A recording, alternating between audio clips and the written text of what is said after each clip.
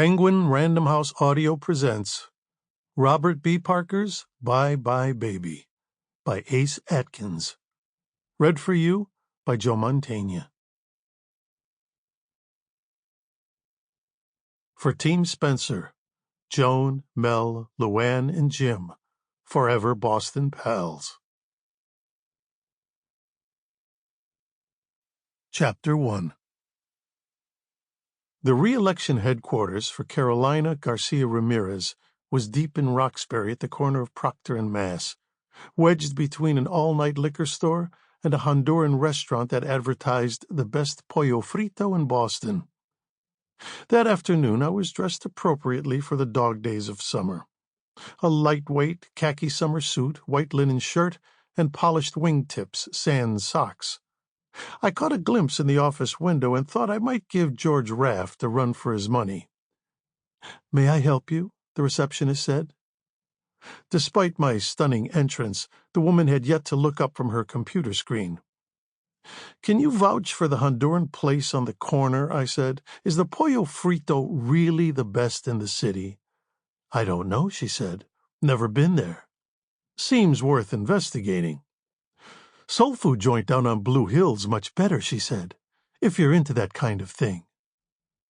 The woman was of a plus size, with long black cornrows and large brown eyes. I smiled so as not to distract her from her duties. She had on a white silk top with blue polka dots, a nifty little bow at the neck. She hadn't smiled since I walked in the door. Women usually swoon or fall onto the floor with convulsions when I appear. "Are you here to see someone?" the woman said, "or just strolling around asking random-ass questions?" "Might as well do both," I said. "The congresswoman is expecting me." "The congresswoman isn't here," she said. "Is there something else I can help you with?" "My name is Spenser," I said. "Kyle Rosen arranged a meeting." "Spenser?" she said. "Is that your first name or last?" "Last." She asked me my first name, and I told her. The woman stopped clicking the keyboard and picked up the phone, speaking so quietly I could barely understand what was being said. After a few moments she nodded and pointed out a group of vinyl chairs that looked to have been swiped from a Ramada Inn lobby.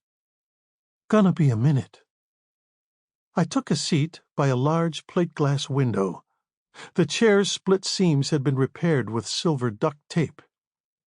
As I waited, a staff of a dozen or so milled about second-hand desks and wobbly chairs.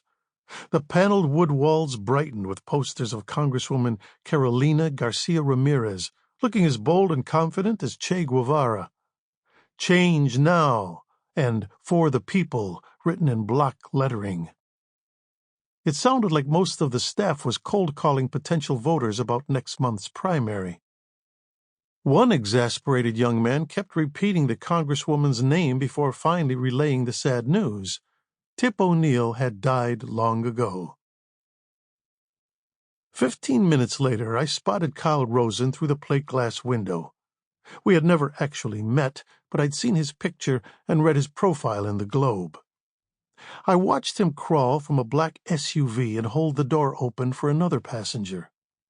I stood as Carolina Garcia-Ramirez stepped out, dressed in a black pantsuit, hair in a tight bun, with a phone firmly clamped on her ear.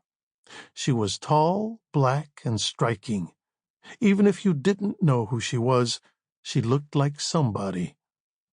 Another man, small and thin, with hair bleached nearly as white as Teddy Sapp's, followed from the front passenger seat, carrying a very large leather bag. He struggled to get ahead and open the door. I looked to the receptionist. She smiled and nodded in their direction. "Mr. Spenser," Rosen said, "I'm sorry we're late.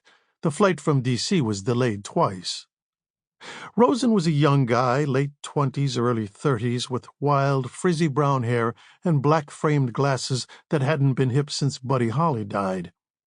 He was medium height and skinny, wearing jeans and an oversized black T-shirt that said, "Be the Change." I followed Rosen into a private conference room filled with floor-to-ceiling boxes and large stacks of posters. A long oval table was cluttered with coffee cups and fast food containers, a few legal notepads and office supplies. A sign on the wall read, "I'm not your mother, kids. Please clean up your damn mess." "Thank you for coming," Rosen said. "Any friend of Rita's?" "I met Miss Fiore at a fundraiser last month," he said. "What a dynamite lady. She told me there's no one better at what you do." Besides having a pair of million-dollar legs, she also happens to have a top-notch legal mind. The mention of Rita's legs caused Kyle to flush. Although tough and sexy as hell, she was probably the same age as his mother. "Please excuse our offices," he said. "When you have a re-election every 2 years, no one wants to sign a long-term lease." "I once had an office in the combat zone." "Really?" he said. "I've heard stories." Grown men still weep recalling the Teddy Bear Lounge. Carolina Garcia-Ramirez walked into the room and stopped cold before tucking her cell back into her purse. When Rosen introduced me, she seemed a bit confused. "I thought we covered this," she said. Rosen held up a hand to ask her to let him speak. He got as far as opening his mouth. "I do not want, nor do I need, a bodyguard." "Carolina." "Damn it, Kyle," she said. "I'm exhausted. Our schedule is backed up for the rest of the week, and I don't have the time." Rosen took in a long breath and seemed to be seeking a moment of zen. He offered me a reassuring smile as he himself appeared to be slightly less assured. I smiled back. Good old friendly Spenser. "Mr. Spenser does a lot more than just security." "I'm also a song and dance man," I said. "May I serenade you with a bit of Bewitched, Bothered, and Bewildered?" The congresswoman offered a sour expression. "No," she said. "I'd rather you didn't." The congresswoman was tall and athletic, with light coppery skin, a delicate bone structure, and a longish neck. She was what many would call pretty if it were not offensive to judge a lawmaker solely based on her appearance. Her black pantsuit was stylish and neat, an American flag pin on the collar. She wore gold jewelry subtle enough that even Susan Silverman would approve. The toes of her pumps pointed enough to strike fear in cockroaches everywhere. "I really think you need to hear us out," Kyle said. "I've heard all of you, and I said no." "Well," I said, shrugging, "it's been a delight." "Carolina, please," Rosen said. "If you're going to win this thing, you need to focus on the damn issues and quit having to look over your shoulder every 5 minutes." "How am I supposed to explain personal security to my donors?" she said. "That's an extravagance we can't afford right now." "We will work it out," he said. "And damn it, it makes me look weak," she said. Rosen wrapped his arms tight around his body and screwed up his mouth to show it was tightly shut. He looked to me and then to Carolina. I looked back and forth to both of them. I felt like a kid standing between feuding parents. I leaned against the wall and felt into my suit pocket for a silver coin to flip. George Raft would have brought a coin. "I don't make sales pitches," I said, "but perhaps you might tell me a little more about the issue at hand." "Can you help a country deeply divided by sexism, homophobia, and systemic racism?" Carolina said. "It's all on the business card." "I hire someone that looks like you, and I look like I'm running scared." "And what exactly do I look like?" "Like a leg breaker from Southie." "If it helps, I live in Charlestown with my German short-haired pointer, Pearl," I said. "Sometimes I reside in Cambridge with my significant other, usually the weekends." Carolina leaned into the table, the conference room hushed and quiet.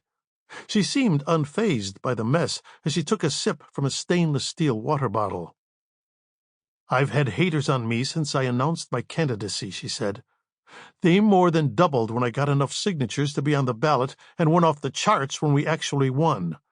I've been called a wetback, a nigger, a dyke bitch, a whore, and a communist. What I'm saying is that I don't care.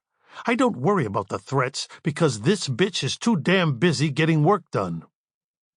"People are threatening to physically harm you?" I said. The congresswoman started to laugh so hard she nearly did a spit take with the water. Sample complete. Ready to continue?